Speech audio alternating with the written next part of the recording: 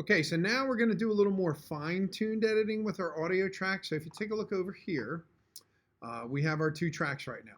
Okay, but we want to do more with them. We want to do some more to control the audio and get in a lot closer than what we say. So you'll actually see these two buttons right here, Editor and Smart Controls. So let's hit Editor. So I want to work on just Salt and Pepper right now. I'm going to hit the Editor. So now you can see the track right here. And it's way more zoomed in, so you could do more fine sort of detail work. Okay, so let me turn that down a little bit, and I will turn raw bass off for now. We'll go back, move that playhead. You can do the same thing down here. Okay, so this is where you can really go in if you wanted to, and actually you can trim down here too. You can right click, split, and now you have two pieces like you did when we were working up top. Okay, I'm going to step back because I don't want to do that.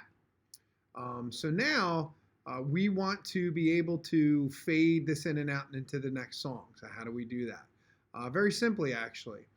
You just want to hit the letter A. Click on your song and hit the letter A. Now you'll actually see these volume controls come up. You can do pan, echo, reverb. There's so many different things you can do to mess around, but just, have fun with it. But right here, I'm going to click on the song, and you'll see this yellow line come up that shows the volume. Now watch, the higher I go, the higher that goes, okay? So now I want to go in here, and actually let's zoom in just a hair, see what's going on.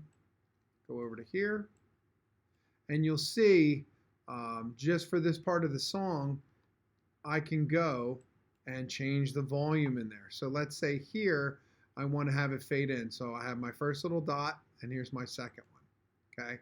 Now I can make this go higher up here, and then let's say halfway through the song, I'll put a dot, and then click lower. I'll just do it right here so it's more, you can get more of a feel for it. So watch this. So I'll hit that.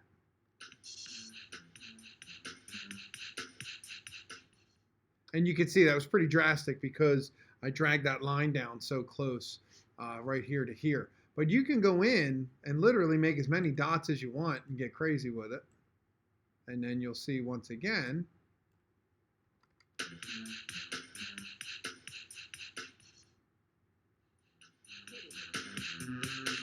Okay, so why is that important? Well, this is where it comes in handy to do the actual mashup so the songs fade in and out of one another. So I'm going to go move this back a little bit again. Okay, and let's turn on raw bass. Okay, we'll turn that song on. And then when I click here, look, now that one's yellow too. So I can do a little bit of tweaking here where it fades up right about here, and then raw bass comes in kind of low, and then up here high again. Now let's see how that sounds. Go right about here.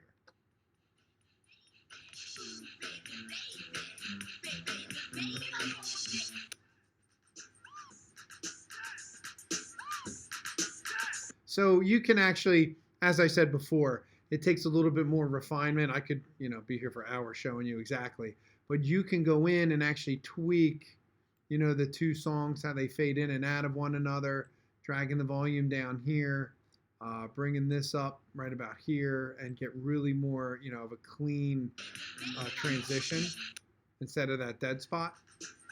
So you can actually move this over and fade in once they overlap.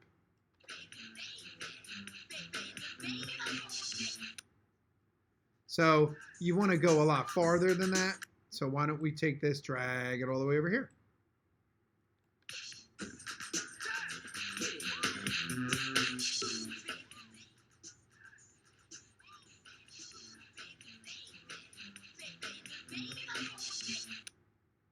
So you see what I mean? You have to drag the clips, you have to overlap them. You don't want one here, one there, one next to it. But as you can see, you can join these two clips together and do that same exact thing. But for right here, you want to overlap the tracks, because if not, you're just going to have dead space. Okay.